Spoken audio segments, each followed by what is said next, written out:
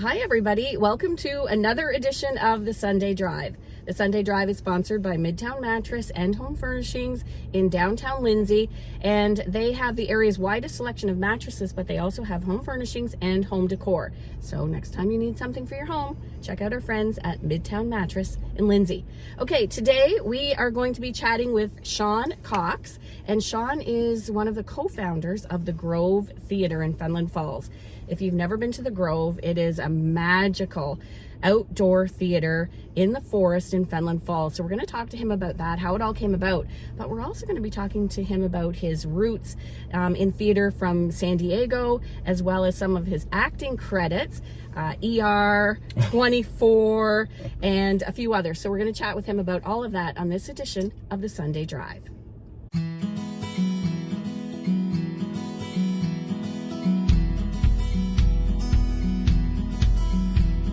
Okay, we are back with Sean Cox, the co-founder of the Grove Theatre in Fenelon Falls. First thing I want to ask you is, okay, so you founded a theater company in San Diego, the Intrepid Theater Company, right? Yes. Okay, and how did you end up going from there to Fenelon Falls? How does that transformation happen? Oh, yes, it's a fun story. So my wife, Christy, and I started Intrepid Theater Company in San Diego, which is where we met. And she is from Toronto. She's from the area. And so not long after we started the company and life continued and we got married and had a family, this was the place that we came to visit. And we spent our summers here and our winters here. And we just love the area. It's absolutely fantastic and it's beautiful. And it's very quickly became a second home. And so we didn't really vacation anywhere else. This is the place we came, was to Fenelon Falls for years. And so after 13 years or so, this idea came up about bringing art to the community. And we said, well, we're theater people, we should build a theater. Mm-hmm. That's what we do. Build a theater. Just, why not? Right? Like you do. And it was the idea that it's like, well, we're up during the summers. It'd be fun to have a project and to work during the summer when we're there. And what started off with, as just an idea with a few of us, sort of grew and blossomed, and over time and support, and we built the Grove Theater. It was the idea of wanting to bring art to Fenelon Falls, and our background was in theater, so we really pushed the idea of building a theater company. And with a small group of people, Tim Weisner in town really made a lot of this happen. It all started with a lot of meetings and going after some grants, but the idea that we could do it outside in this beautiful community was very early. In the forest. Right. Well, that's an added dimension. We had looked at a couple different locations. Tim and I went and looked at a couple places. One just down the street that we thought this could work. And it was in the winter that Tim took me to what is now the Grove. And it was covered in snow, and it was just it was full, thick trees. Couldn't see anything, but he had it all mapped out. He's like, all right, so we clear the stage here, and then we sort of have a rake, and the audience will look down here, and we'll have a path that kind of goes through the forest, and all I could really see was snow and white. I'm like, okay, well, I trust you, and I'm sure this is fantastic. But once everything melted and we started to kind of look at it, you could really see it. And so it was really over COVID when everything shut down, and everybody that we know that worked in the theater all of a sudden was unemployed. It was a scary. It was a really awful time. But that's the time that the Grove was built, and everybody was able to sort of come in and carve out the space amongst the trees. And so through COVID, a lot of that work went on. And so when theaters started to open, we were one of the first ones that was, we were able to bring in an audience because we were an outdoor theater. Wow. And so, it was spacing and only, I think, an audience of, 30 or 50.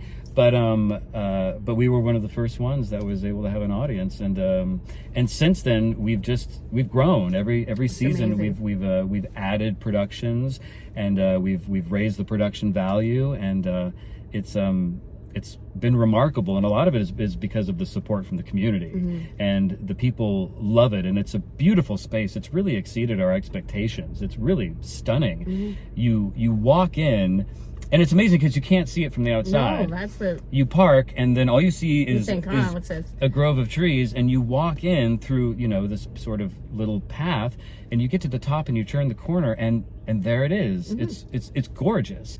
It's almost as if you've been transported to somewhere else. You can't see the outside world. Yeah, you've gone into the wardrobe. Once you're inside, that's great. I love that. The Narnia reference. That's exactly what it is. And so it's really turned into this beautiful gathering place for the community. Talk to me a little bit more about the Intrepid Theater Company, because you have done amazing things there, and you've won awards, multiple awards, as well as your Shakespeare School Tour. Yeah. And bringing Shakespeare to younger people. I'm intrigued by that. Tell me a little bit more about why you started that. Oh, sure. Well, so my wife, Christy, and I, we started Intrepid Theater. It was originally Intrepid Shakespeare Company, and then after a little bit, we actually changed it to Intrepid Theater Company because we were interested in doing more than just Shakespeare. But a big part of the company was we wanted to make Shakespeare exciting and accessible to a modern audience. Good idea. And Shakespeare, people are exposed to it for the first time in school, and really sort of what that experience is like sort of sets their feeling towards it for the rest of their life. And so what we did is we started a program that took live performances of Shakespeare plays, hour-long versions, as well as interactive workshops into schools.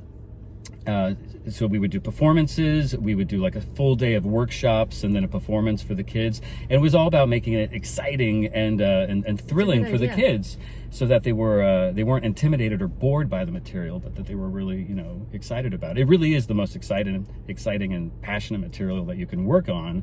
I think anybody that feels that it's boring, it's how you're introduced to it. Right. So our goal was to sort of introduce it to folks in a fun, exciting way.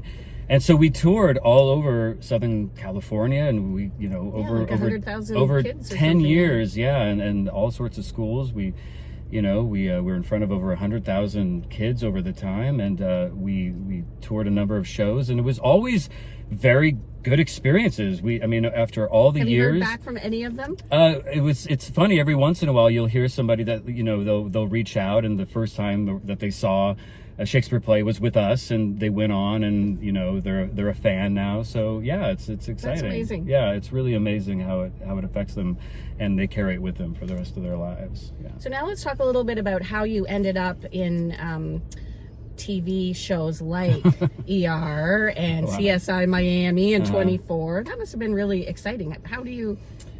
Sure. Well, I started off as an actor, and I studied and I focused on theater and classical theater, and like so many people, you sort of choose between New York or LA, and I had a car, so I moved to LA, and I was there, and started to do all the things. I waited tables for Anthony Hopkins and Ben Affleck, and then you later worked with Anthony Hopkins, right? with Anthony Hopkins. That's a full circle moment. Wow. Yeah, it was funny to be able to talk to him about that, actually. But so I was there, and starting to get into film and TV a little bit.